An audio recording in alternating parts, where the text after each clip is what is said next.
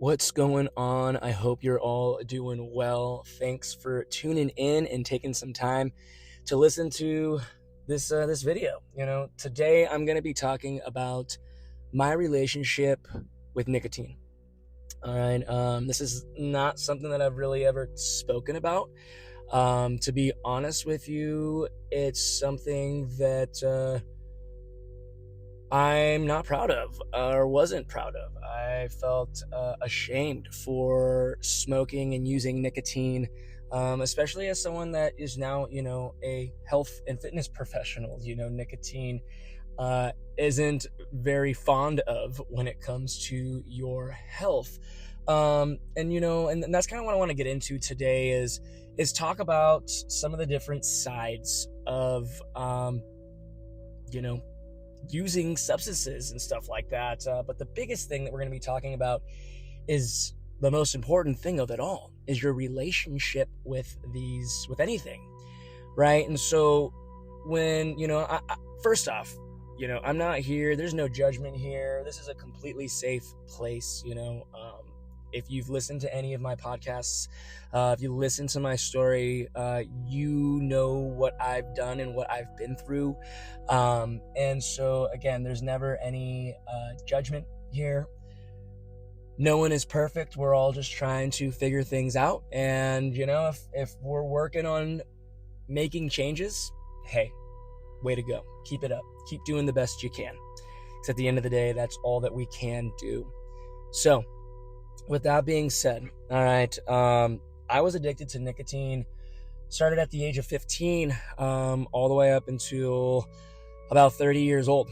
I went from smoking cigarettes, got off, went to gum, then started vaping, got off vaping, back to vaping, tried gum again, Zyn, all these different things, and I really realized that, I just needed to fucking stop. If it wasn't something that was truly supporting the lifestyle and the way that, I wanted to live my life and everything, then, I just needed to stop. Let's just fucking stop. And it took me a long time to be able to get ready to do that. So, if there's anyone out there that's listening to this, be patient with yourself, give yourself grace. It's not an easy thing to do. I think that nicotine is one of the most addictive substances out there. For me, it's been the hardest thing. All right. But it really took a lot for me to be able to figure out what it was that I needed to do in order for me to make the changes that I truly wanted to make. Right? If I'm saying I don't want to do this anymore, then obviously, I'm not seeing the benefit. I want to stop, but there's something that is obviously preventing me to stop. So the first thing, all right, I was realizing that anytime I was getting anxious or felt like I had anxiety or was getting stressed, that I wanted nicotine. The next thing was bored. All right, so I'm starting to realize that specific emotions are triggering my want and feeling to need to have nicotine. And then also when I get bored, it's a quick, dopamine release for me to, when we get bored, we do a lot of weird things, right? So I was realizing these things. So I'm like, okay, if this is what is triggering me to want to do these, then let's work on these things first, right? So I focused in on anytime I'd start to feel anxious or have anxiety or get bored, I tried to replace the habit with something else. I tried to do something else instead of smoking. And what I was realizing is okay, well, when I smoke, when I smoke a cigarette or I hit a vape, or the feeling that I get when I feel nicotine get into my system, can I tap into that with just breath work? Yeah, I could. Could I replace the boredom with something like playing guitar or stretching or something, right? So my biggest thing was trying to slightly replace the feeling with something better, something that I wasn't ashamed of, something that was a good example for my children, right? And something that actually made me feel good, that supported my health instead of did the opposite.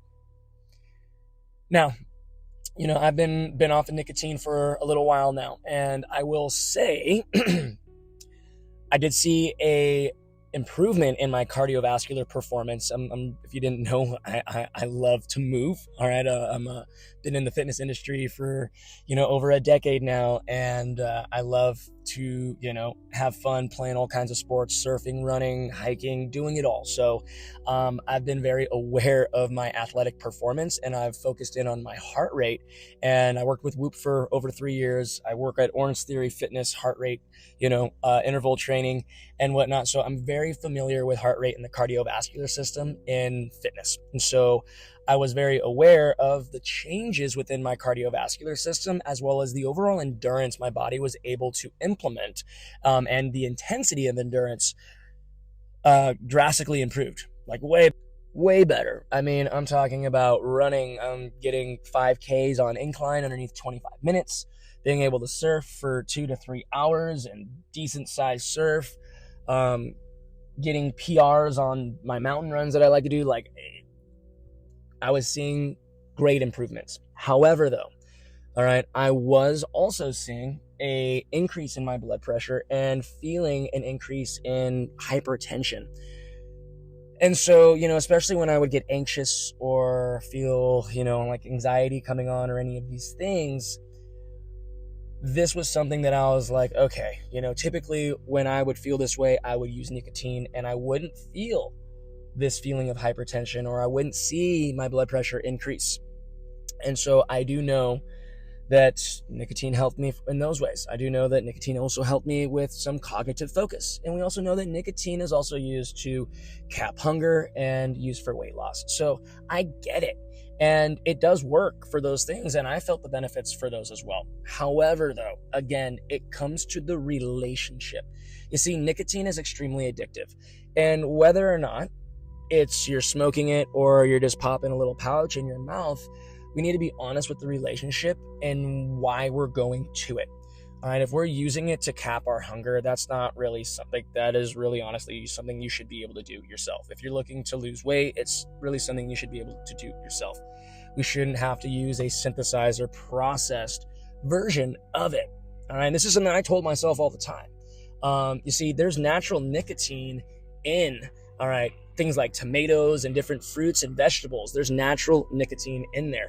So as long as we're eating the right foods, we can supply our body with good amounts that we need to help ourselves with a little bit more of these benefits that nicotine seems to bring to the body. Now, also, all right, if you get into more of the ancient methods of using things like nicotine, or more of the indigenous methods of using tobacco and stuff like that, they use it a lot differently than we use it today, and they have a lot more respect for it. And so that's one area where I've started to want to learn a little bit more and study a little bit more about the ancient and more indigenous uses and the cultural practices around tobacco and nicotine. And I think that it's something important. I'm a firm believer that everything that's been put on this planet that's natural is put here for a reason. So typically it's just about understanding why we have these things here and how to be able to use them properly. But unfortunately, most of the time we end up abusing these things, and then we want to deem them as bad. And, and then comes all this shame and guilt and all of these negative self-beliefs and emotions, and it's not good. It's bad. And, how much stress and just negative frequency it brings us into is no good. So, it's important to really be honest with yourself on why we're doing what it is we're doing and why we're using the things that we're using, and really be honest with yourself. Is this me? Is this truly benefiting me? Is this how I want to live? Is this how I want to feel? And usually we'll find our answers there. For me, once I started having kids, I knew, like, I don't want my kids to do this. I don't want my kids to see this. And so I had to be honest with myself and make those changes. And that's really what helped me be able to make the changes and do the different things that I've been able to do within my life and be able to move forward in the way that I've wanted to. So, so again, it really just comes down to your relationship with whatever it is, whether it be smoking, whether it be Zen, whether it be drugs, alcohol, whether it be, you know, how much you're moving your body or the food that you're eating. Like, really, like, an addiction is an addiction. If something is not serving you in the way that you want to live or the way that you want people to see you, then it's up to you to make the changes and really construct the life that you truly want to live. And at the end of the day, if you are working on making changes, remember to give yourself grace. Remember to have some empathy and to show yourself some love, because it's not an easy thing to do. All right, but there's plenty of help out there. There's plenty of support. You can always find me on the social media. Send me a message on TikTok or Instagram. I'd love to chat with you. And if you're looking on, you know, directly getting some coaching and everything like that, I'd love to work with you as well. All right, so with that being said, I hope you all have a wonderful day. As always, I appreciate and I'm grateful for you stopping by. And if you made it to this, listening to it, if you really enjoyed it, smash that like button, give me a follow, share it with someone that could use a listen on this. And other than that, I look forward to meeting with you, to talking to you on the next one. Other than that, I'll look forward for you tuning in to the next one. Have a great day.